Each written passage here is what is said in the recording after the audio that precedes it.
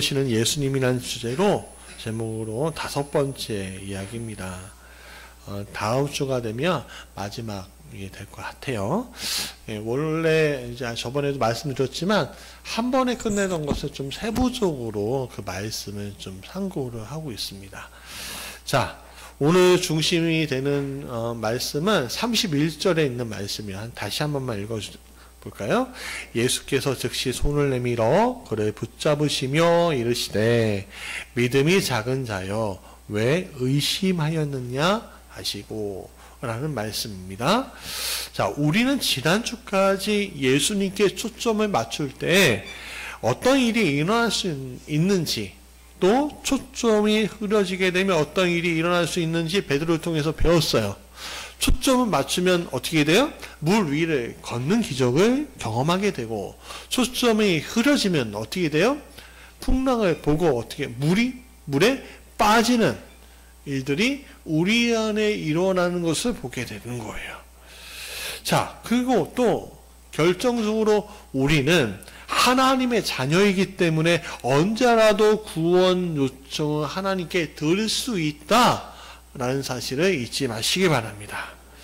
자, 오늘은 베드로를 구원하시는 예수님을 통해서 오늘 우리에게 어떤 것을 주님께서 요구하시는지에 대한 이야기를 좀 해보려고 하는 거예요.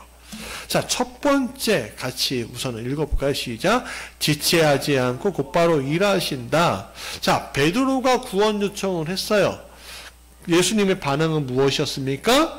자, 본문 31절에 보니까 단어 하나가 나와요. 뭐냐면 즉시라는 거예요. 자, 이 31절을 두 문장으로 나누면 어떻게 되냐면 첫 문장은 예수님께서 즉시 손을 내밀어 그를 붙잡으셨다는 거예요. 두 번째는요, 믿음이 작은 자요 왜 의심하느냐, 이 두 문장으로 나눌 수 있습니다. 자, 여기에서 우리는 흥미로운 결과물들을 볼 수가 있어요. 자, 첫 문장에서 즉시 손을 내밀어 그를 붙잡으셨다는 것은 뭐예요? 구원해 주셨다라는 걸 얘기하고 있고요. 두 번째 문장에서 믿음이 작은 자여 왜 의심하느냐라는 말씀은요, 책망하셨다는 얘기를 하시고 있는 거예요. 근데 자, 우리가 이렇게 얘기할 수 있어요. 자, 우리 주님은 우리 요청에 대해서 먼저 어떻게 하실까? 책망하시고 구원해 주실까요? 아니면 구원부터 해놓으시고 책망하실까요? 그렇죠. 오늘 말씀을 보면 예수님께서는 우리의 구원 요청, 저를 살려주세요 라고 할 때 손을 내밀어서 먼저 구원해 주시고 책망하신다는 거예요. 그 다음에 너 왜 이렇게 믿음이 작냐? 이렇게 책망하신다는 거예요. 근데 이렇게 얘기할 수 있어요. 아니, 목사님, 아니, 보통 다 그렇게 하는 거 아닙니까? 아니, 물에 빠져갖고 살려달라고 하고, 어려워서 살려달라고 도와달라고 하면은 먼저 돕고 보는 거 아닙니까? 라고 얘기하잖아요. 그렇죠? 그런 다음에 혼나면 혼날 것이지. 그렇게 얘기하지 않아요? 그렇지 않습니까? 근데 보통 여러분, 이게 상식적이라고 생각하는데 세상은요, 상식적이 아니더라고요. 이거예요. 세상은 상식적이 아니에요. 먼저 구원부터 해놓고선 책망하는 것이 아니라 책망부터 해놓고선 구원해버려요. 예, 구원해요. 자, 오늘 우리가 사는 시스템이 그래요. 예. 자, 요 근래 우리가 법적인 분쟁이 일어날 때 어떻게 합니까? 사회적으로 법적인 분쟁이 일어났어요. 그럼 어떻게 하죠? 구조부터 하지 않는 것을 우리는 자주 보게 돼요. 그리고 살려달라고 하는데 먼저, 아니, 너 왜 그랬어? 법적으로 다 준비되어 있는데 너 왜 그랬어? 하면서 책망부터 하는 것을 보게 돼요. 너 그렇게 하니까는 문제가 일어나는 거야. 아니, 먼저 지금 내가 쫓겨나게 생겼어요. 저 살려주세요. 라고 얘기하는데 사회는요, 책망부터 해요. 보통. 그리고 세상 사람들도 먼저 책망부터, 야, 너 왜 그래? 제가요, 제 친구 동기들하고 이야기 나누면서 깜짝 놀란 게 손을 먼저 내미는 게 보다는 너 왜 그랬어부터 시작이 되는 거예요. 그래, 너가 책망? 오케이, 책망 들을게. 그러면 그 다음에 너 구원해 줄 거야? 아니요. 구원하지 않아요. 책망만 해요. 그게 오늘 이 사회의 시스템이에요. 여러분, 오늘 우리가 이 사회를 살면서 왜 우리는 책망부터 당할까요? 그것은 우리가 착각하는 게 있어서 그래요. 자, 이 나라의 주권자가 누구예요? 우리죠? 우리죠? 그게 착각이라는 거예요. 사실은 우리가 주권자가 아니라는 거예요. 아니, 법적으로 우리가 주권자는 맞아요. 우리 투표로 권력자들 뽑잖아요. 그렇죠? 법적으로 우리가 주권자이긴 맞아요. 그러나 오늘 이 불평등한 시스템 안에서는요, 오늘 우리가 주권자처럼 보일 뿐인 거예요. 실제는 우리가 주권자가 보일 뿐, 실제로 우리가 권위력을 행사하거나 어떤 힘을 행사할 수 없는 사회에 우리가 살고 있습니다. 그래서 세상의 손길이 차가운 거예요. 우리가 아무리 외치더라도 닿지 않고 오히려 그 시스템이 계속 공고화되고 있는 거예요. 얼마 전 신문기사를 하나 봤어요. 뉴욕의 이야기인데요. 뉴욕에서 지금 아펙이라는 정상회의를 하거든요. 근데 거기 뉴욕에 있는 사람들이 좀 벙쪘다는 거예요. 왜 벙쪄하냐면 그 거리에 마약하는 사람, 노숙하는 사람, 그 거리가 너무 지저분한 거예요. 어려운 거예요. 예. 그래서 계속 주민들이 이거 좀 노숙자 문제 좀 어떻게 해결해 달라고, 노숙자들 어떻게 좀 집도 마련해 주고 어떻게 좀 해결해 달라고 수년 동안 민원을 넣고 얘기를 하고 시장한테 찾아가고 막 그래도 해결이 안 되는 거예요. 근데 지금 미국 대통령 이름이 뭐죠? 이름이 뭐예요? 예? 오바마예요? 아니죠? 트럼프예요? 누구예요? 예? 몰라 이게? 지금 대통령 이름이 뭐예요? 대통령 한번 찾아보세요. 되겠어요. 그럼 중국 대통령, 중국 주석이 누구예요? 그쵸? 근데 왜 모르지? 미국 대통령을? 한번 찾아보세요. 지금 대통령이 누군지. 미국 대통령하고 중국 주석인 시진핑하고 그 도시에서 만나기로 한 거예요. 회담하기로 한 거예요. 그랬더니요, 이 도시에서 회담합니다 말하는 그 순간에 하루 이틀 만에 그 노숙자 문제가 확 해결이 돼버린 거예요. 거리가요, 막 마약하는 사람, 막 텐트 노숙하는 사람, 막 지저분했던 그 거리 있잖아요. 그 거리가 그냥 한 번에 깨끗해지는 거예요. 왜? 시진핑한테 책 잡힐까봐, 중국 사람들한테 책 잡힐까봐 그냥 깨끗하게 버려. 노숙자들은 어떻게 인권 대책을 했겠죠. 예. 그거 보면서 그 시민들이 벙찐 거예요. 아니, 이거 하루 만에 이렇게 해결할 수 있는데, 하루 이틀 만에 해결할 수 있는데 수년째 못하고 있는 거야? 이 나라가? 여러분, 요걸 세월호 사건부터, 우리나라도 마찬가지예요. 세월호 사건부터 가깝게는 요즘에 대규모 전월세 사기가 판을 치잖아요. 살려달라고 외쳐요. 지금 우리 큰일 났습니다. 우리 살려주세요. 외치기보다는, 외치는데 먼저 그러면은 손을 잡아줘야 되잖아요. 거리에 내앉지 않게 만들어줘야 되잖아요. 근데 손을 잡기보다는 왜 그렇게 됐어? 제가 아주 내리에 있는 게 안산 단원고 아이들이 배 타고선 제주도 갈 때 죽었잖아요. 그러니까는 사회 시스템 안에서 어떤 사람이 댓글을 다는데 이렇게 댓글을 달고, 아니야, 어떤 사람이 말했죠. 그럼 말을 했죠, 정치인이. 이렇게 얘기했어요. 아니, 가난한 집 자식들이 제주도에 왜 가? 이 말이 돼요? 말이 안 되죠. 말이 안 되죠. 이게 오늘 우리 이런 사회에 우리가 살고 있는 거예요. 손을 구원해 주기보다는 책망부터 하는 사회. 근데 그에 반해 주님의 나라를 생각해 보세요. 주님의 나라는 주권이 누구한테 있어요? 나한테 있어요? 주님한테 있어요? 그쵸? 하나님한테 있단 말이에요. 하나님한테 있는데 그분의 주권을 같이 누릴 수 있는 것을 누구에게 주셨어요? 그분의 자녀인 나에게 주셨어요. 그래서 우리가 구원의 손길을 요청할 때 책망이 먼저 가는 것이 아니라 먼저 뭐부터 와요? 주의 손길부터 오는 거예요.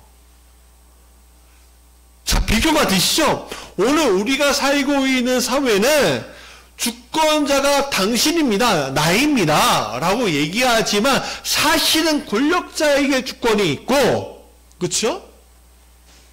그래서 아무리 요청한다고 해도 책망만 할 뿐 손을 붙잡아 주지 않은 사회지만, 주님의 나라는 주권이 주님한테 있지만 책망부터 하는 것이 아니라 손부터 잡아주시는 것이 오늘 우리가 살고 있는, 누리고 있는 이 영적인 세계인 거예요. 여러분, 그걸 믿으시기 바랍니다. 작년이었던 것 같아요. 교회 승합차를 서울에서 이렇게 오면은 이제 그 교회로 가면 어떻게 되냐면 저 웅류 초교 사거리인가요? 그러니까 은혜와 진리교회 그 근처에서 이렇게 나오는 길이 있어요. 그 자동차 전용 도로인데 이렇게 나오는데, 그래서 성모리 조금 가다가 성모리 쪽으로 교회를 가요. 근데 그렇게 가려고 이렇게 가는데 갑자기 퐁 하는 소리가 들려요. 통 하는 소리가 들리는 거예요. 그래서 이게 뭔가 했더니 이렇게 봤더니 뭐 안 보고 또 안 보이는 거야. 그래서 괜찮은가 보다 했는데 한 30초 정도 지났는데 쿵쿵쿵 이상한 소리가 들리는 거야. 근데 내릴 수가 없는 거야. 왜? 자동차 전용 도로니까 차가 쌩쌩 달리잖아요. 그러니까 한 300m, 400m를 어쩔 수 없이 몰아갖고 쿵쿵쿵 하는데, 몰아갖고 세웠는데 보니까 타이어가 터진 거예요. 뭐 어떤 물체에 아마 부딪힌 건데 그 바닥이 터진 게 아니라 옆이 터져버렸어요. 바닥이 터지면 수리라도 되는데 옆이 터지면요 교체를 해야 돼요. 그래서 어떻게 했고 공업사로 가서 타이어를 교체를 하는데 50만 원 정도가 드는 거예요. 이게 왜냐하면 큰 타이어니까. 근데 그때 재정이 없었어요. 카드로 긁어야 되는 상황인데, 이거라도 감사하다 생각하고서 카드로 긁는데, 이거 어떻게 만회해야지? 주님, 이거 어떻게 만회해야 돼요? 하면서 그래도 하나님, 이 문제를 겪었지만 나를 살려주셔서 감사하다고 하면서, 그 신앙의 고백을 이제 하면서 페이스북에 제가 올렸어요. 그랬더니 제가 15년 전에 부산에 있을 때부터 그 지인이 되었던 파주의 성찬기, 우리가 성찬할 때 하는 그 성찬기를 만들어 주신 작가가 있어요. 신동화 작가님이라고 있는데, 이분이 갑자기 연락이 오는 거예요. 목사님, 제가 그것을 헌금하고 싶어요 라고. 그 남편이 김준호 라는 분인데, 집사님인데, 이분이 우리가 헌금하자 그랬다는 거예요. 그래갖고 문자가 온 다음에 띵동 하고서 연락이 왔는데 50만 원이 입금이 된 거예요. 아니 이게 웬일이야? 뭐예요?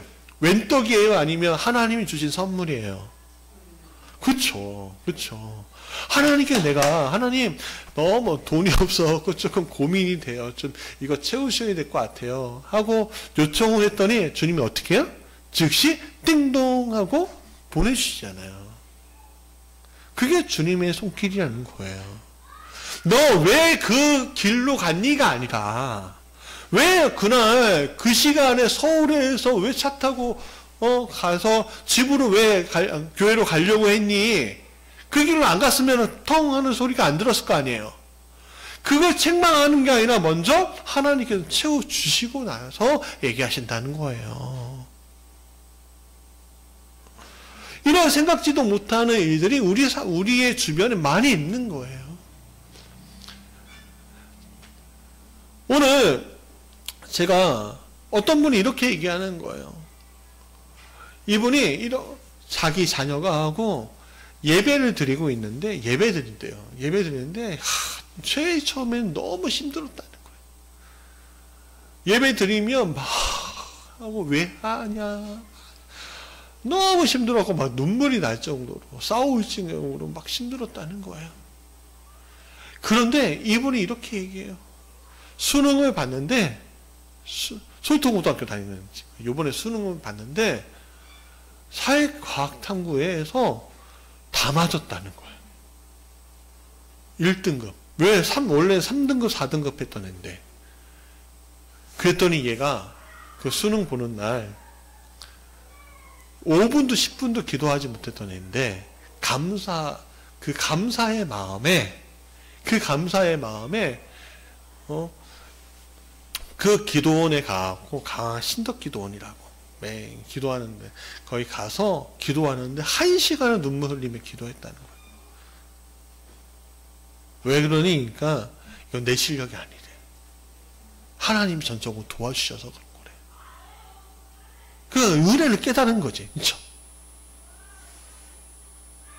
세상 사람들은 너가 운이야, 너 잘 찍어서 그래, 그렇게 하지만 우리는 알아요. 누가 도와주신 거예요? 하나님께서 먼저 구원의 손길을 내밀어 주신 거예요. 왜? 우리를 도와주시기 위해. 우리가 하나님의 자녀니까. 그래서 하나님이 그렇게 인도해 주신다는 사실을 여러분 잊지 마시기 바랍니다. 자, 두 번째 읽어보실까요? 시작. 우리에게 손을 내밀며 붙잡는 주님의 손길을 회피하지 말라. 우리는요, 때로는 구원을 요청하고도요, 구원을 회피하는 일들이 굉장히 빈번히 일어나는 거 아세요? 도와주세요 라고 얘기했는데, 도와줘. 그러면 너 말고, 당신 말고요, 내가 원하는 방법으로요, 내가 생각하는 방법으로요, 그렇게 생각을 하면서 회피하는 경우들이 굉장히 많다는 거예요. 자존심 내세우기도 하고요. 때로는 어떤 사람은요, 너무 자존감이 내려간 나머지 자기는 구원받을 자격이 없대. 그리고 사정이 나의 여의치 않아갖고 지금 아닌 것 같아요. 그렇게 얘기해. 자존심 내세우면 거절하고 막 이런 것들이 있어요. 불의한 일이 아님에도 불구하고 구원의 손을 내밀었는데 그 구원의 손길을 뿌리치는 수많은 사람들이 있다는 거예요. 그리고 당신의 구원이 아니라 난 세상의 손길을 원합니다 라고 말하는 사람들이 많다는 거예요. 멀리 있는 것이 아니에요. 내 자녀가 그렇고요, 내 부모가 그렇고요, 내 배우자가 그렇고요, 내 가까운 지인들이 그래요. 착하고 모범적인 삶을 살고 있는 사람일지라도 예수 안에 있는 생명을 소유하지 아니하면 그들은 결코 천국으로 가는 삶이 아니라 사망에 이르는 삶을 살고 있는 것이에요.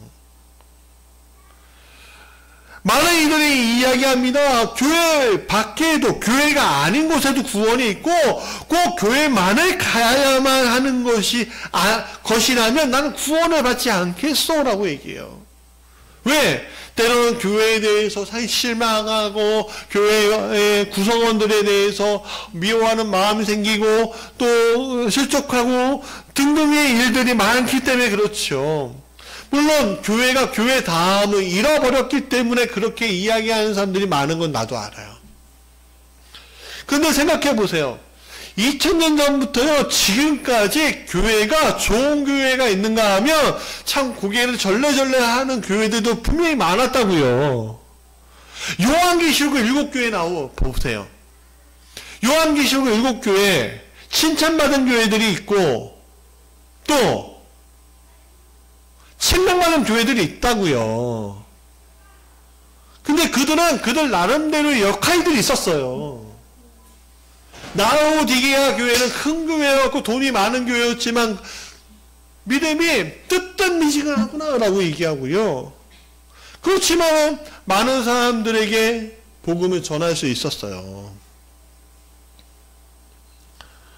때로는 빌립보 교회는 작고 연약한 교회였지만 소수의 사람들에게만 전했지만 끝까지 믿음 지킨다고 칭찬도 받았죠. 그냥 역할들이 다 있는 거예요. 역할들이. 네?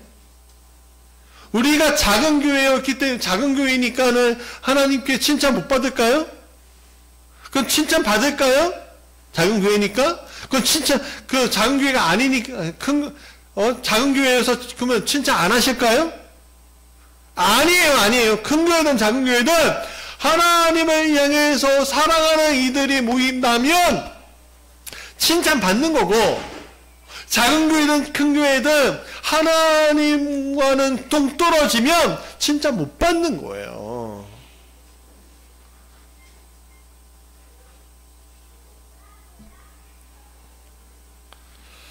여러분, 오늘 청소년기의 아이들을 보세요.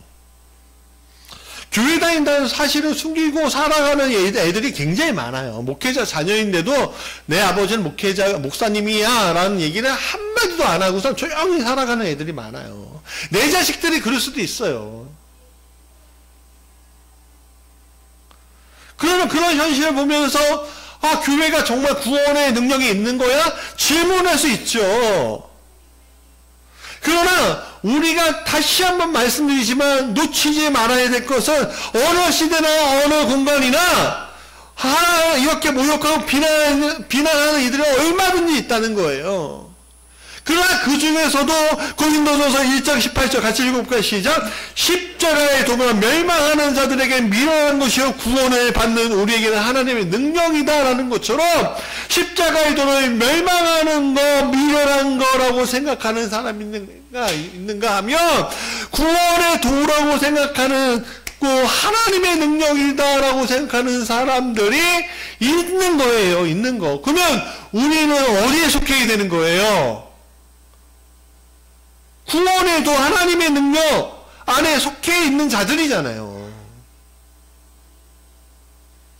많은 이들이 말해요. 너가 나 교회 다니냐?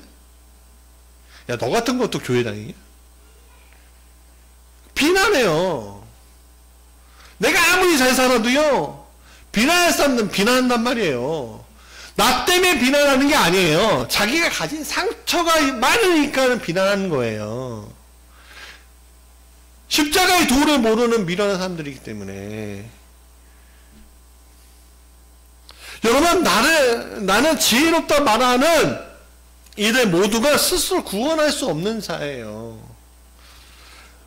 우리에게 주시는 구원의 손길은 우리를 다시 물 위로 올라오게 하시는, 베드로처럼 물 위로 올라오게 하시는 하나님의 능력이라는 사실을 여러분 놓치지 마시기 바라요. 그 우리의 손길을 우리는 회피할 필요가 없어요. 그래서 회피하는 게 이상한 거예요. 세 번째, 읽어볼까요? 시작. 주님의 책망도 우리의 능력이 됩니다. 자, 구원해 주셨어요, 베드로가를. 근데 예수님이 첫 일성이 뭐냐면 믿음이 작은 자요, 왜 의심하느냐라는 거예요. 좀 서운하죠. 좀 서운할 수 있어요. 베드로를 이렇게 대변할 수 있어요. 아니 예수님, 제자들은요, 다른 제자들 보세요. 그들은요 배 안에 있어요. 저는 주님께 명령을 부탁하고 명령 받고서 주님께 갔잖아요. 근데 저는 그래도 쟤네들보다 믿음이 조금 더 있는 거 아니에요? 라고 얘기할 수 있는 거 아닙니까? 그쵸? 서운하죠? 서운하죠? 일리 있는 말이에요. 아니 감히 시도조차 못하는 수많은 사람들, 입으로만 믿는다고 외치는 사람들보다 행동했던 베드로가 너무 아름답지 않아요? 근데 이게 참 아셔야 될 게, 목적지까지 가요? 못 가요? 못 가죠? 이게 50보 100보예요. 이게 50보 100보 얘기 아세요? 무슨 말이에요? 100보 도망가는 사람하고 50보 도망가는 사람이 있어요. 근데 50보 도망가는 사람이 100보 도망가는 사람한테 뭐라고 했다, 이 이야기예요. 이 고사성어인데, 여러분 예수님을 신뢰하지 못하고 주저하며 망설인 것에는 차이가 없는 거예요. 자, 야고보서 1장 6절부터 7절 한번 같이 읽어볼까요? 시작. 오직 믿음으로 구하고 조금 더 의심하지 말라. 의심하는 자는 마치 바람에 밀려 요동하는 바다 물결 같으니 이런 사람은 무엇이든지 주께 얻기를 생각하지 말라. 의심하려 말래요. 조금이라도 하려 말래요.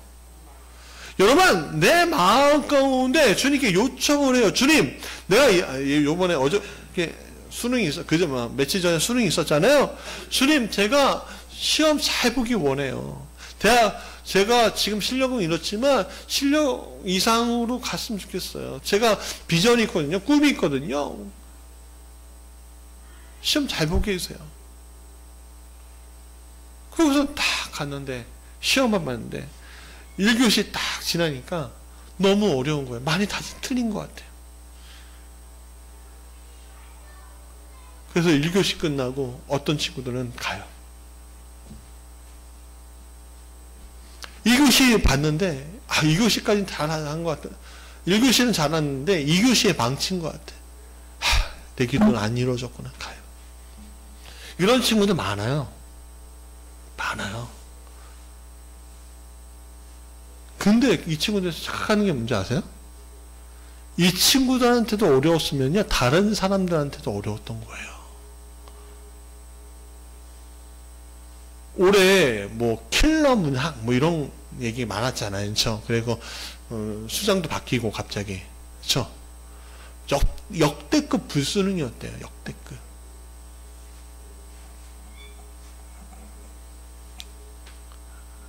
역대급이었대요. 그럼 중간에 돌아간 친구들은 뭘까요? 그러면? 자기가 믿는 대로 믿지 않은 거예요. 기도를 해놨는데 약간의 의심, 약간의 망설임, 약간의 두려움, 그것이 나를 목적지까지 못 가게 하는 거잖아요. 그럼 시도조차 못하는 사람들하고 무슨 차이가 있어요, 없어요? 없죠. 시도도 못하는 사람들은 그 배에나 있지. 베드로는 죽을 뻔했잖아요.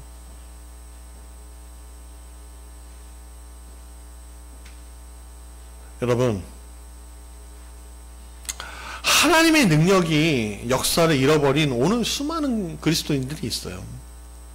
자신이 보고 의지하고 있는 대상이 예수님임에도 불구하고 그분의 능력을 너무 가소평가하는 친구 사람들이 있어요. 그분의 음성을 듣는데 너무 둔감해요. 주님의 음성이라고 생각하고 길을 나서기는 했는데 두려움으로 포기하는 수많은 사람들이 얼마나 많은지 모릅니다. 주님의 음성이라고 생각하고 나서면, 그걸 내 비전이라고 느끼면 어떻게 해야 돼요? 나는 가보는 거예요. 노래 있잖아요. 갈 때까지 가보자. 술 마시면서 갈 때까지 가보고, 엄청나게 폭식하면 갈 때까지 가보고, 그런 어리석은 것으로 갈 때까지 가보는 것이 아니야. 오늘 하나님의 능력이 내 능력을 믿고, 주님이 주신 비전이 내 비전을 믿고선 끝까지 가보는 거예요. 작은 것 하나라도 믿으면서, 그때 나타나시는 하나님의 능력을 보세요. 저는 우리 아이들한테 알려주신 거고 싶은 게 그거예요. 야, 내가 부모지만 너를 도와줄게. 너희들이 보이는 이 작은 세계 안에서는 너를 도와줄 수 있지만, 이제 얼마 후에는 너가 세상 가운데 나갈 텐데 너를 도와주실 분이 나겠니? 우리가 유치원, 초등학생, 중학생, 고등학생 있잖아요. 유치원생인 아이는요, 우리가 24시간 제 바운다리 안에 있어요. 초등학생 아이는요, 24시간은 아니에요. 한 23시간 30분 정도. 왜? 왔다 갔다 하는. 막내는요, 왔다 갔다 하는 것까지 우리 보호 안에 있지만, 초등학교 2학년짜리는요, 왔다 갔다 하는 거는요, 우리 보호 안에 있지 않아요. 중학생 애들은요, 24시간 중에 6시간 정도는 자기가 알아서 해야 돼요. 학원 갔다가, 이렇게 이게 하지만, 우리 보호 안에 있지 않아요. 고등학생 되니까요, 어떻게 해요? 우리의 보호 안에 있는 거는 자는 시간밖에 없더라고요. 대학생 되니까 대학생 될 거예요. 이제 몇 년 있다가. 대학교 못 가면은 뭐 사회생활 하겠죠. 그러면 24시간 우리를 떠나 있어요. 그러면 그 나머지 시간을 도와주시는 분이 누굴까요? 누가 도와주셔야 돼요? 그렇죠. 근데 그렇기 때문에 너희들이 지금 도움을 받을 게, 지금 우리가 너희들을 24시간 초등학생에는 그 30분의 시간 동안 하나님을 경험했으면 좋겠고, 의지하면 좋겠고, 중학교 애들은 6시간 동안 하나님을 경험하면 좋겠고,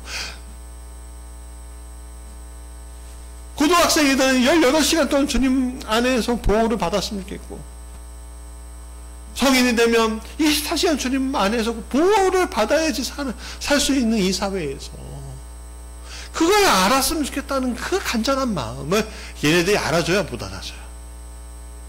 알아준다 믿습니다. 때로는 우리가 책망할 수 있죠.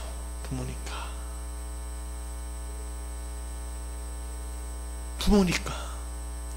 근데 책망도 미워서 하는 책망이 있고요, 사랑해서 하는 책망이 있는데, 부모가 어떻게 미워하면서 책망할 수 있겠어요? 그건 부모가 아니지. 끝까지 동행하고 싶은 그 책망. 엠마오로 가는 두 제자 이야기가 이 내용에 좀 부합해요. 예수님이 십자가에 죽으셨어요.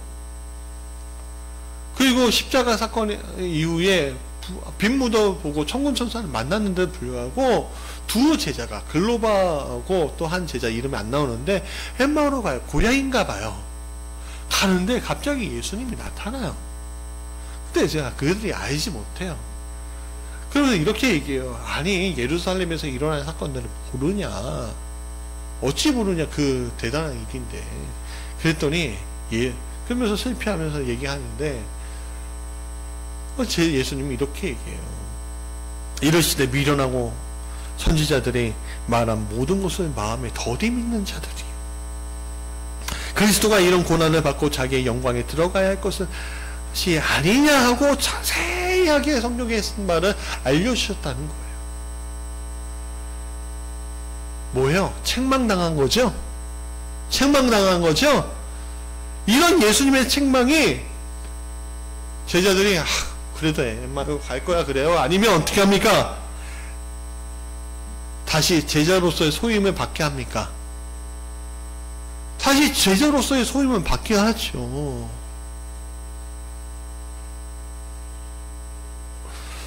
주님의 책망은 소망을 끊는 것이 아니라 잃어버리고 꺼질 것 같은 불씨 다시 기름을 붓는 거예요. 주님의 책망을 받은 베드로와 엠마오로 가는 두 제자는 그대의 비전을 다시 올바르게 맞춰 가도록 되게 만들었다는 사실을 여러분 잊지 마십시오. 자, 말씀의 결론이에요. 우리는 책망받는 거 싫죠. 어떤 일에 대해서 저는요, 아내가 도와주는 말을 하더라도 듣기 싫더라고요. 우리 자녀들이 제 말을 듣기 싫어하는 경우도 꽤 있는 것 같아요. 그래서 우리에게 필요한 것은요, 책망이나 충고를 받아줄 수 있는 큰 마음과 생각입니다. 큰 마음과 생각이 필요해요. 어쩌면 그것이 훈련이 좀 필요해요. 훈련이. 제가 그 훈련이 좀 필요한데 훈련을 못한 것 같아요. 2달 전부터 집 근처에 있는 상담소에 가기 시작했어요. 부부 상담, 자녀 상담 이렇게 받았어요. 아니 목회자가 상담받을 정도로 잘못한 뭐 이상한 거 아니야? 아니 요즘엔 다 받아요. 그냥. 그리고 목회자라고 했고 상담받지 못한 이유도 없어요. 받는 게 좋아요. 왜? 우리는 자만할 필요가 없잖아요. 진짜 부부에 문제가 있어서가 아니에요. 자녀들이 문제가 있어서 그런 게 아니에요. 모자란 부분이 뭐지? 나의 연약한 부분이 뭐지? 내가 좀 더 발전적인 관계를 맺고 싶은데 어떻게 하면 그 문제를 해결할 수 있지? 내가 진짜 그리스도인이 되고 싶은데 어떻게 하면 진짜 그리스도인으로 내가 살아갈 수 있지? 하면서 상담을 받는 거예요. 근데 상담하면서 제 안에 여러 가지 문제가 있다는 것을 알게 되었어요. 저도 상담 공부를 했어요. 솔직하게 얘기합니다. 그러면서 깨닫게 되는 일들이 있더라고요. 아, 이런 것이 부족했구나. 제가 요즘에 하는 것, 깨달아고 실천하는 것이 있어요. 뭐냐면, 집에 좀 일찍 들어가기. 왜냐면, 저 일한다고 진짜 늦게 새벽 1시, 2시 들어가는 게 일수였고요. 12시에 들어가는 거예요. 그러니까 자녀들 잘 때 들어가는 거죠. 잘 때. 일한다고. 아, 무슨 성과가 있습니까? 그런 거 물어보지 마시고요.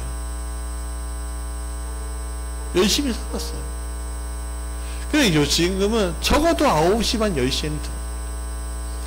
그 아내하고 얘기했어요. 우리 이제 가족 예배 드립니다. 10시 반에 가족 예배 드리자. 그리고 자자.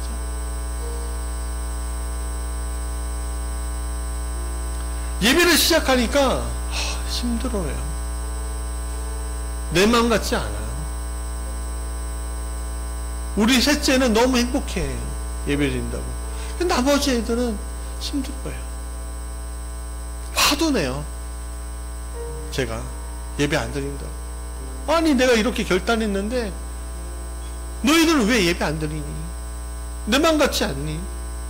그래요.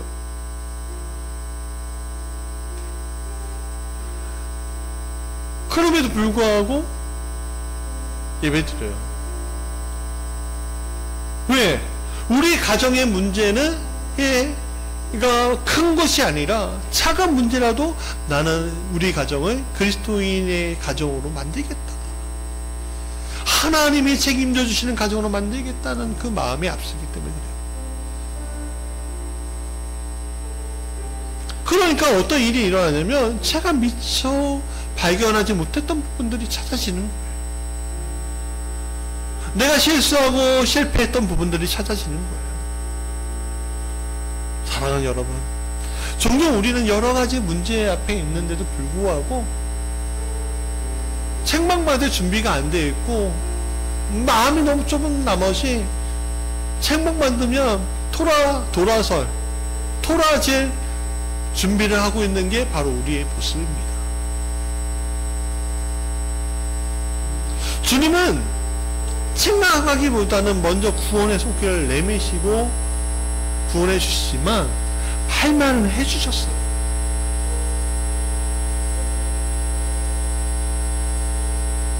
세상은 책망만 하지만 주님은 구원해 주시고 책망하신다는 거예요. 그리고 부드러운 손길로 나를 안전한 곳으로 이끄셔요. 그리고 나에게 도움이 되시는 말을 하시고 가시죠. 그래서 그것이 하나님의 능력이 되는 거예요. 그 능력이 누구의 것이 되는 거예요? 내 것이 되는 거예요. 사랑하는 여러분, 오늘 우리가 예배드린 거에 목숨까지 걸라고 얘기하지는 않겠어요. 그러나 우리가 최선을 다합시다. 하나님을 사랑하는데 우리가 최선을 다해봅시다. 주님을 믿는데 최선을 다해보세요. 내 사랑하는 자녀들에게 말하고 싶어요. 내가 예배에 최선을 다했어.